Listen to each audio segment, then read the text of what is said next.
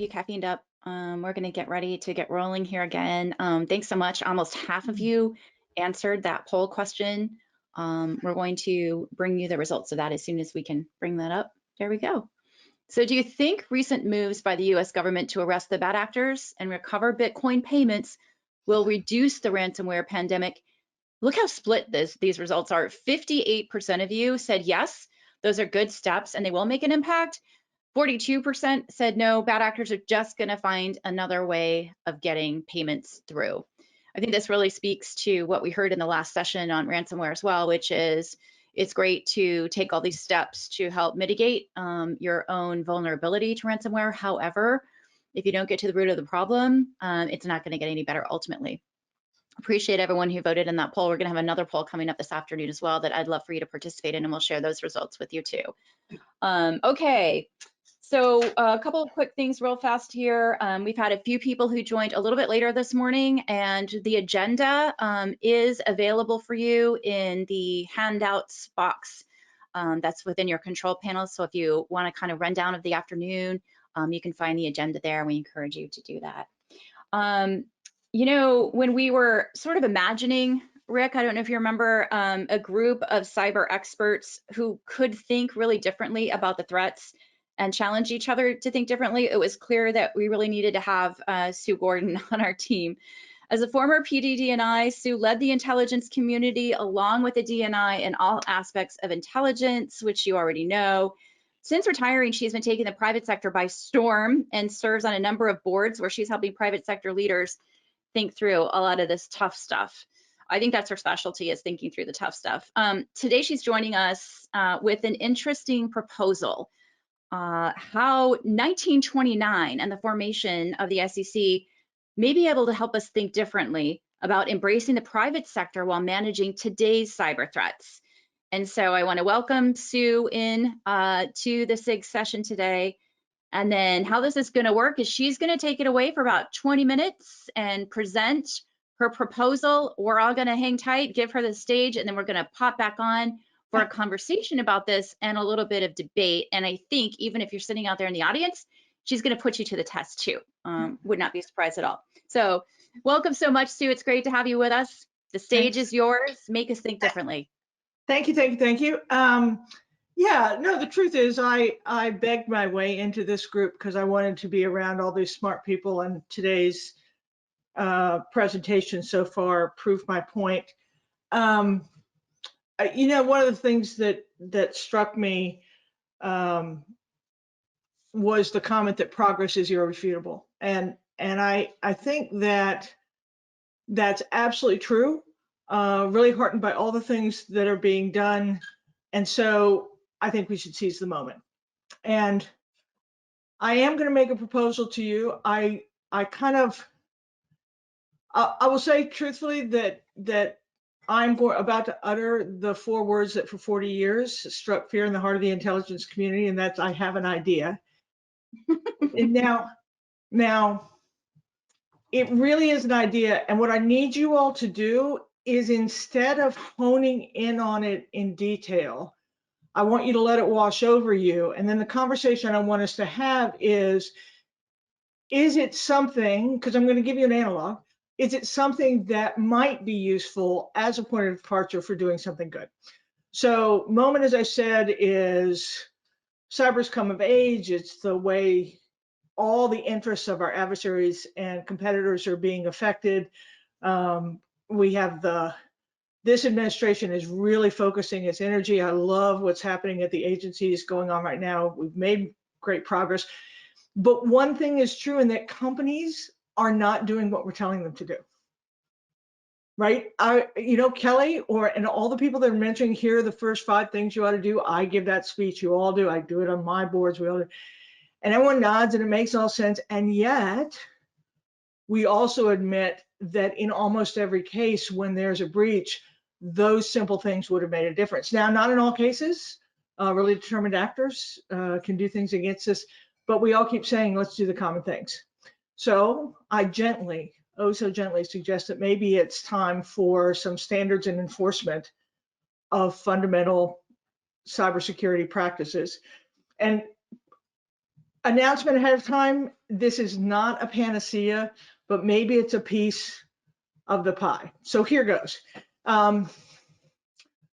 With the stock market crash in 1929, the nation realized what was going on in the private sector actually did affect national security. It was financial security, but it was national security. And it affected us as a nation, and it affected us as individuals. And what happened after that is you see the rise of the SEC, an independent agency that's responsible for protecting investors, maintaining fair and orderly functioning, and facilitating capital formation. What's interesting about it is even though it's an independent agency that does have regulatory responsibility, if you think about what its intended outcome was, very capitalistic, make sure that we are growing safely and securely. And this independent agency did so through established rules and regulations and promoting disclosure and things like that, right? So you had the SEC, but the SEC, that wasn't enough. The SEC, well, what are those standards? And interestingly enough, they were smart enough to turn it over to the private sector to say, what should those standards be?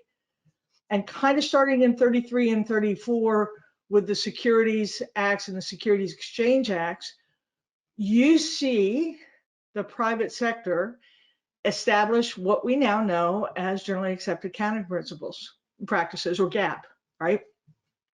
They're a commonly recognized set of rules and procedures designed to govern corporate accounting and financial reporting.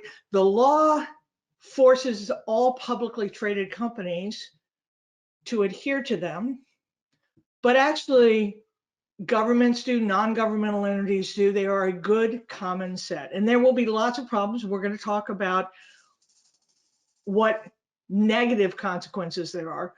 But what is absolutely true is corporate boards pay attention to financial issues in part because of this. So my question of the day is it time for us to use this model to identify an independent agency? Maybe one already exists, but needs to be made independent. And maybe it's the time for us to develop generally accepted security practices. What's fun about that is we don't even have to say the term. We can just, we don't have to say the letters. We can just go, right? But it's generally accepted security practices that would then become part of a defined set of guidance to companies that boards would be attentive to. An industry would grow up around it to help companies figure out whether they were, in fact, protected. And it might be a moment where we take all the policies that we have, put government in a good governmental place, but you're establishing essentially public-private partnership by letting the practices and principles be determined by the private sector and then get measured that way. Interestingly enough, in 2005, in the board community, you see the inclusion of ESG in what boards care about, with environmental, social, and governance issues that now actually are a huge part of every public company's concern. Investors look at that when they decide on how they want to rate a company. I think they missed one, and you could have ESSG, environmental, social, security, and governance, and it would give that set of criteria that are in fact important to investors some legs to stand on, right? So I have questions that prompted me to screw up my courage and present it to hundreds of my closest friends and equally important colleagues whom I massively respect from both the public and the private sectors. And here are the questions that I have that I'd like to use some of my colleagues to help us flesh out. Is there anything good in this idea? And what's not good about the idea? What fits about the analog and what doesn't fit to this moment? Do we really want a new government agency in an incredibly crowded space? What are the unintended consequences if we actually impose this on companies? Can we use the Business Roundtable as an ally in this? And are there adjacencies that we might as well get at while we're at it? For example, one of the things we know is that the mom and pop shops are really susceptible to their on-prem small IT teams and independent servers. Is there some coupling of this with an infrastructure play for a national cloud that is regionally developed, but you can actually make cloud capabilities available to the small companies? And again, cloud isn't a panacea. And I think it was Sandra who said that we see ransomware going after cloud services, but still some of the problems are managed when you go to a cloud. So lots of questions around it. This really is about, is now the time? Is there a role for government to do what it's really good at doing, which is defining a space and some framework, and then sharing with the private sector how we want to set those practices, and then we could be off and running. So it's nothing more brilliant than this, but I've been playing around with it for, I don't know, 6 months or so.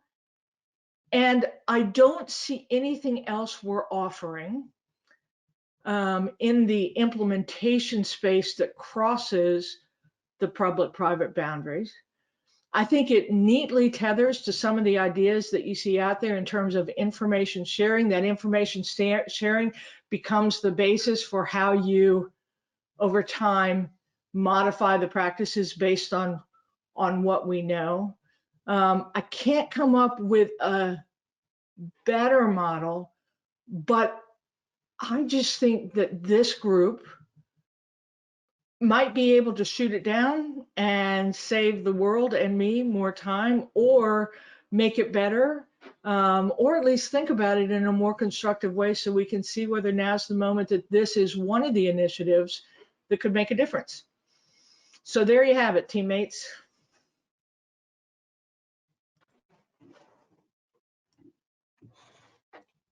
All right, let's welcome in Jeanette Manfra, General David Petraeus, and Kelly. I know you're still out there. If you want to turn your camera back on.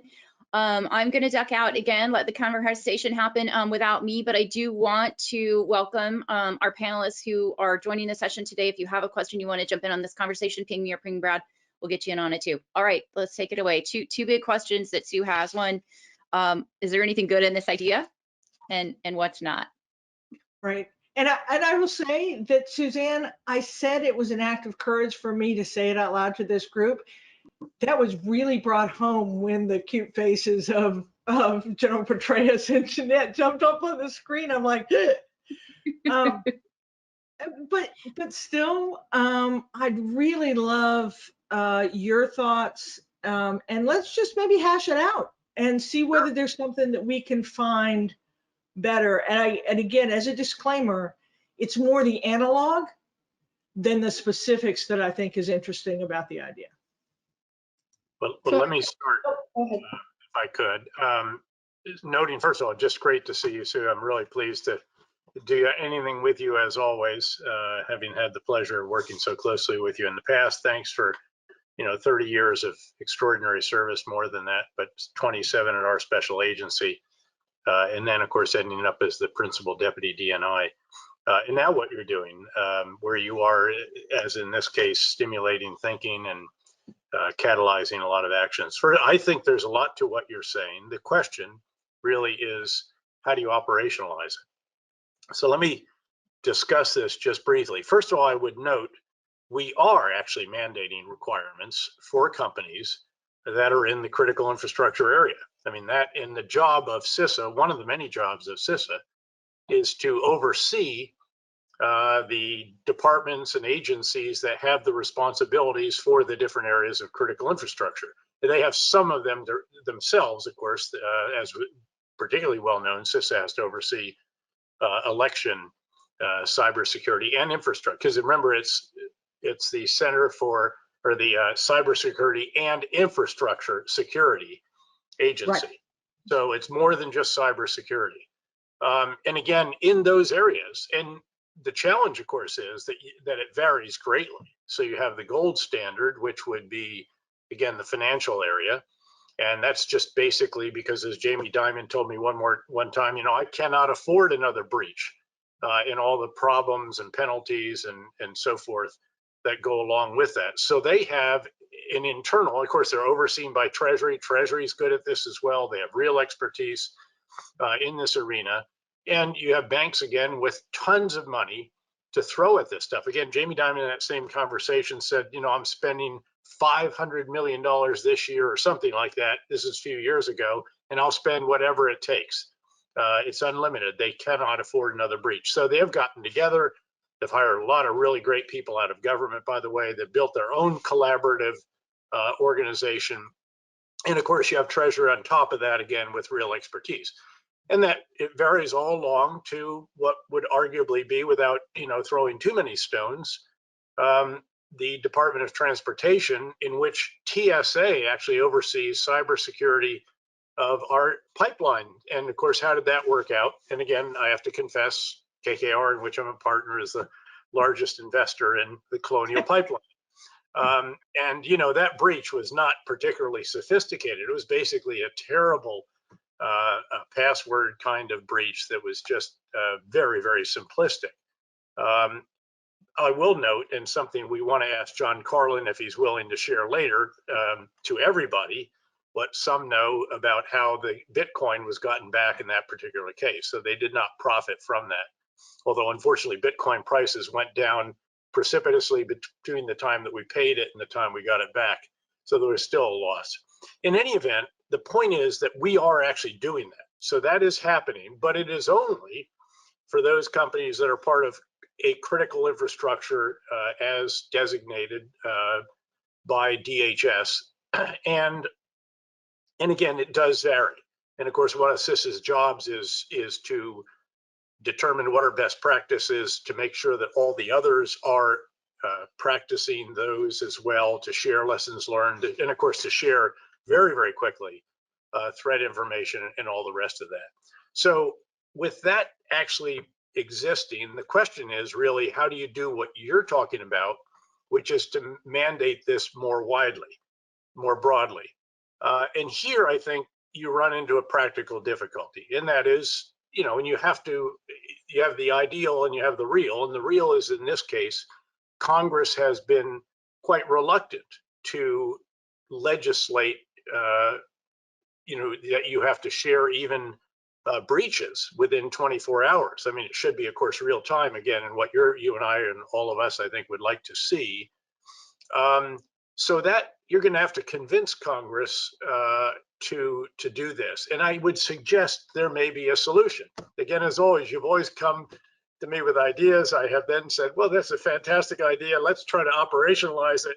And occasionally we've actually been able to do that. And I think there is a way here. And it revolves around this really great initiative of the Joint Cyber Defense Collaborative, the JCDC, which again, CISA is the quarterback of this. Again, Chris Inglis establishes some of the policies for it, some of the guidelines, the big ideas.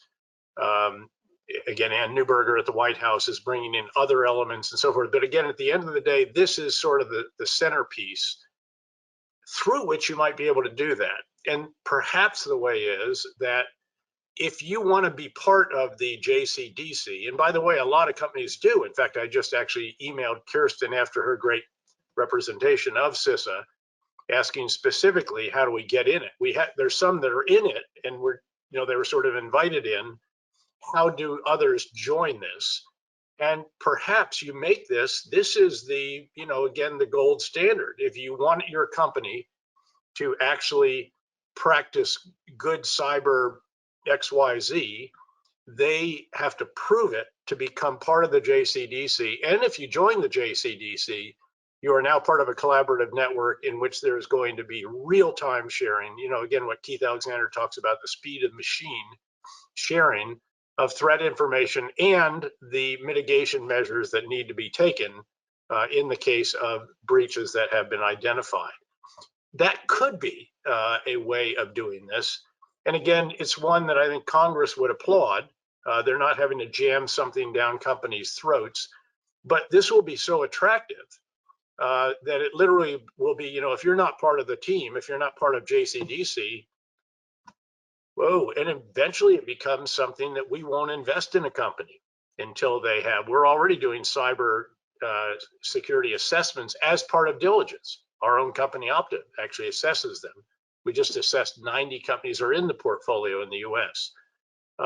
So this would become something, again, where it's really, really desirable. Everybody wants that badge. Everybody wants to be part of it. And perhaps that could be the way forward. But with that, I will allow Jeanette and Kelly to hold forth. And great. Yep. Yeah, let me just jump to two thoughts. One is, I agree that there are standards that aren't promulgated. One of the cool things about the SEC gap thing was the SEC actually turned it over to the private sector, to the American Academy of Accountants or something like that. I can't remember the name.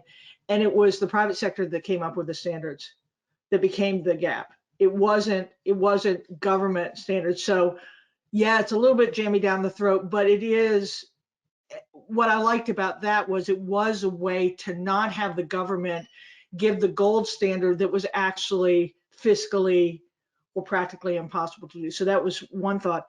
And the other one is, yeah, the badge and investors, I think is something to push on.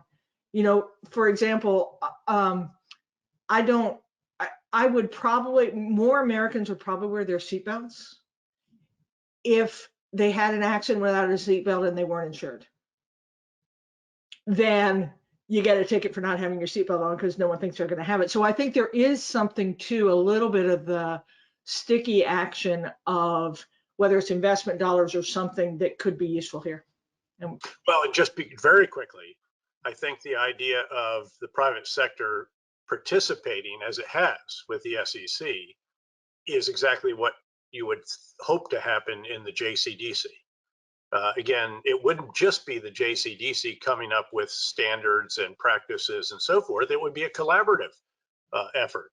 And of course, the beauty of that is that you have the real-time great contributions from companies. You know, we just heard, you know, the great talent at Mandiant, for example, and that's what you want. By the way, we know her in the private sector. By the way, we also know her in NSA because she's a reserve colonel there, that's fantastic. It's almost as good as Unit 8200 in Israel. But anyway, that might be, again, the way to go about this without having to get Congress to absolutely mandate it, which I think would be a very, very painful process and likely unsuccessful. So Sue, I just wanted to chime in, and I think it's awesome that you're bringing this up and have the courage to do it. This has always just been such a thorny issue for people to talk about openly, because, you know, it has the, you know, hated words of regulations and enforcement and all those things. And so I think it's great to be able to talk about it. We, several years ago, if you recall, under Obama's cybersecurity executive order, part of that was establishing what became known as the NIST cybersecurity framework. And there was also work associated with a report around incentives. So how do you incentivize better best practices and decision-making around cyber? And you know, this wasn't a universally held belief in the government at the time, but there were many of us who were very hopeful that the NIST cybersecurity framework, which was largely developed by industry, would become a standard of care. And there was an attempt, to some extent, by the FTC to introduce that in one of their cases, and so really look at was that entity following the cybersecurity framework best practices. So I think there's been some industry around it. There's a lot of take up within industries around the cybersecurity framework, adapting it to their particular industries. But I think it's a question that people should also struggle with is why hasn't that become the generally accepted security practices, GASP, which I do love, that you're talking about, because that was really the intent. is to make that and have NIST and industry work together. It's possible that it just needs more time. It's you know, and it has been updated. There's version 2, and there's sort of continuing on in that. But I think we should really look at that and understand why hasn't that sort of taken hold? Why hasn't that broader industry developed around it that you talked about, Sue? Which was also some of the goals at the time, is that you'd have third-party certifiers and all that. The other piece of that we did at the time and continue to work through at DHS and working with NIST and others was around incentives and what are the real challenges here? And you know, the other sort of hated word, right, is a phrase would be market failure. And I think since we're all being brave and courageous and talking about these things, are there market failures here? And that's really when you want to start to understand, you know, sort of hearkening back to my early days of macroeconomics classes, is like, when is the government sort of getting in to capture that risk? And there was a lot of debate that I never felt like it was really resolved and had gone into deep enough of like, are we positing that there's a market failure? If so, where is it? Why aren't shareholders holding companies accountable for when these massive breach happens? Is it just because the cost is being passed on to other organizations like JP Morgan and these others that General Petraeus talked about? So I think there's a really rich area of work that could be done here to understand where is this risk transference happening, because many companies are doing a lot of great work, many of the biggest companies, but that's because they're feeling the risk. And they know, whether it's reputation or financial, that if they don't invest this, that they're going to do that. But that's still a small sliver of companies. And so I would suggest that more work should be done to understand how is that risk being transferred, and is there market failure that will always be the case. I'm not a huge fan of regulation. I'm definitely not a huge fan at all of standing up another government agency to make it happen. But I do think that there needs to be something with a bit more teeth, shall we say, than what's currently the closest thing we have to a GASP, which is the cybersecurity framework. And some of the things that I've learned in the private sector and working for a global company and dealing with other countries is enforcement and penalties matter. And again, I am not suggesting that there should be enforcement and penalties associated with it. I don't actually, even in my own mind, know whether that's the right idea. But because I think it would take a lot of iterations for us to get the security practices right, to make sure we're not putting, you know, entire small companies out of business because they just can't maintain it. But if you look at what Europe has done around privacy and GDPR and a lot of their sovereignty regulations, companies react to it because there's significant penalties associated with it. So again, I sort of say all these things in just full transparency that I don't actually know what the right answer is, but it's something that I've thought about a lot. And I think it would be great to have more honest conversations about these really hard topics, because otherwise what's going to end up happening is we will have some sort of significant crash, and there will be just a knee-jerk reaction, and you'll have all sorts of agencies and everything sorted out. I wanted to push back on one thing that General Petraeus said about the JCDC. I disagree that would be the right body. We're members of the JCDC. I think that I would like to preserve my opinion, although I'd love to hear CISA and some of the others. I think that one should be preserved for more of the operational collaboration that needs to be happening to reduce the risk on some specific areas, not necessarily the industry body that would advise the government, because I think it should be a broader conversation with the larger set of industry, like the Business Roundtable or some other groups. And then on the cloud thing, of course, I'm in cloud, but one of the reasons actually I came to cloud was because I just think it's such an important future for how the internet economy and the market is going to manage risk in the future. And this is not my analog, I've read it elsewhere, but if you study the history of the development of the electric sector, there are a lot of parallels to the transition that's happening right now between on-prem IT and cloud. And so kind of in the, since we're using these sort of historical analogs, thinking about how that really changed, where you had, not a lot of interoperability. You had everybody sort of building their own substation for their own factories, and then eventually there was cost efficiencies and scaling. And of course, then you have some concentrated risk that needs to be considered. But I think overall, you're definitely on the right track, and there's a lot of really good meaty things to dig through. Yeah, Jeanette, just a couple really good ideas. The one, I think the cloud is something that's just really a national cloud, regionally instantiated, that could go for so many purposes, not just this, but diversity, populations, building a skilled workforce. I mean, so many interesting things that could happen with that. I will say your point about the NIST standards is really good, and why that hasn't happened. I do think that one thing I do know is that timing matters, and I do think this is a moment. It was a minute ago that cyber was this technical wonky thing, and now there is this recognition. When you have meat packing companies be a target, it really is changing the perspective from just the critical infrastructure to now you're either the target of the transportation. So maybe we have a moment, although I take all your comments, and I am loath to start a new agency ever. Maybe CISOs already exist. We just have to figure out how to use that better. I agree strongly with that piece of it. And I also want to applaud just the reference to the NIST standards. I mean, that could be what it is that you have to prove that you have to get into.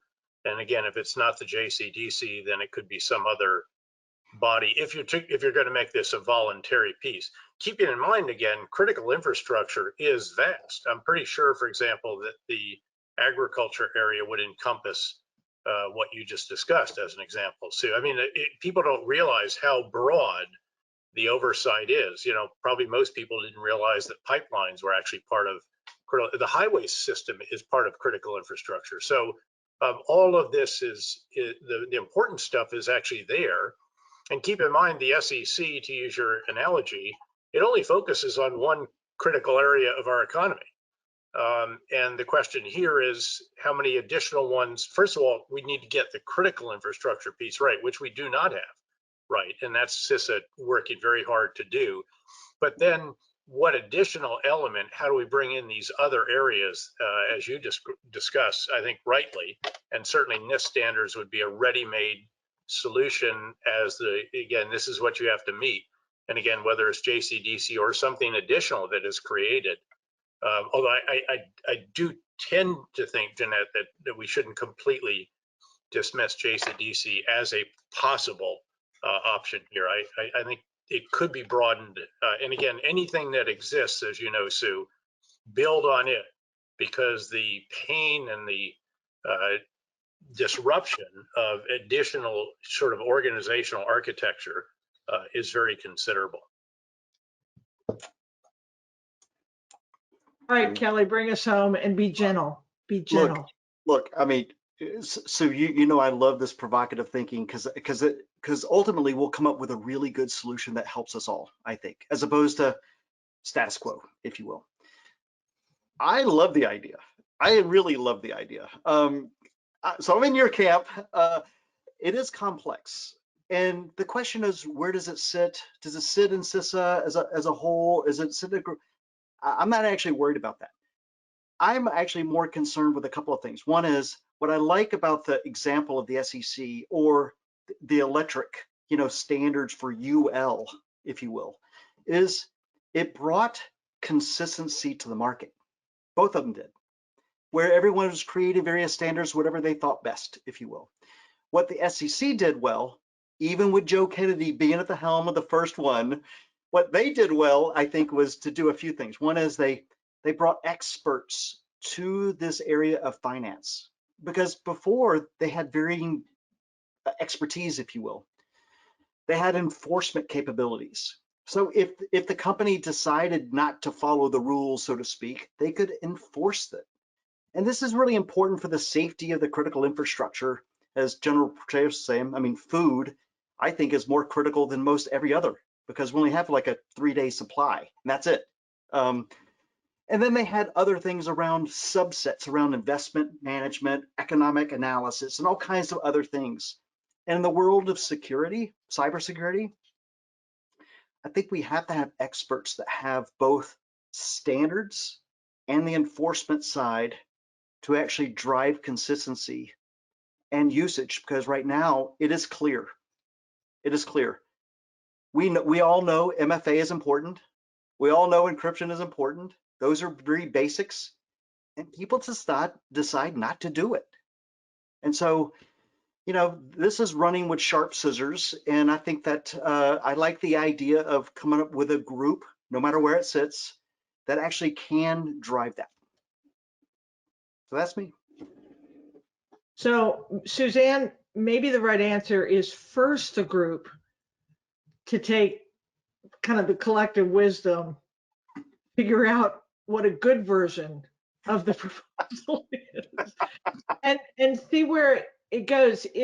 I guess I take away from this that maybe the timing's good, but Yeah. it is complex.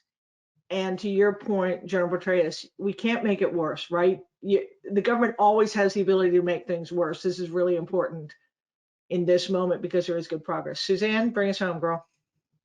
I just, Sue, I just wonder if there's ever any point in your life where you'll just take on an easy problem. I actually hope not, because your talents are certainly on helping us think through these tough issues. So I would say, you know, the CIG, all of us here have come to the CIG because we are creating a new sort of cyber ecosystem. And we do need to broaden out the kinds of experts we're hearing from to put their mind share against problems like these. So I would suggest humbly as a next step that each of you sends a couple of examples of other experts that we need at the table to take this conversation to the next stage. And that we then take that, we bring them together and we present the next iteration of this idea that you presented to us today, Sue, at the next summit session. So that it's not a one-time great idea that get lost in the, you know, data internet of all our Zoom calls, but we're actually moving this forward. So let's do that. And then let's figure out if there is a place where this should sit and someone else who is a little bit more professionally focused, perhaps, in moving things through the system in Washington can take it from there. But let's see what we can do. And thank you so, so much. You know, there is bipartisan consensus on this issue. I mean, there aren't too many areas of agreement with both parties, but in the wake of the Cyberspace Solarium Commission, with a Democrat senator and a Republican congressman, they really have been driving authorities and appropriations into all these huge bills. And that, of course, is what's empowered CISA the way it has. It established Chris Inglis's position in all the rest of this. All that's going on. And I think that they are open to reasonable mandates, especially ones that sort of perhaps Chris Inglis to be part of this. Chris with the big ideas, that's his job. The conceptual piece, and then CISA with the operational responsibilities to figure out whether it does fit in the JCDC or if something else should be established, but how to mandate this. Noting that, you know, the government is still working on mandating it within .gov, number one, and then number two, for all the critical infrastructure. There's enormous work to be done there in and of itself. Thanks. Great, Sue. Wonderful to be with you again. Thanks, everyone. You all are brilliant. Thanks for being gentle. Thank you all so much. What a fascinating conversation.